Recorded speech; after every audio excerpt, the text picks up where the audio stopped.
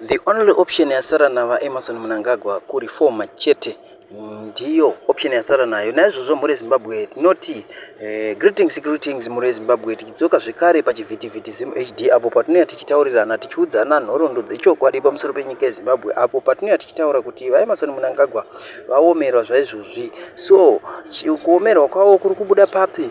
Kupusha kwavari kuita kuti SADC meeting iitwe munyika yeZimbabwe yakasangoitika, motoziva kuti zvadhakwa muri Zimbabwe.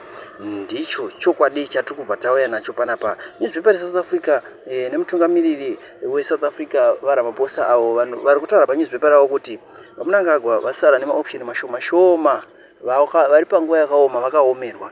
Naizvozvo muri Zimbabwe vese vamuri kunzwa vachizvidzira kuti 2030 anenge achiripo. Ndo zvakaitwa Mugabe, ndo zvakaitwa ndosemu, zvakaitwa kanzi mudhara musaresign, rambai muripo, mudhara tokusimbisai chichi.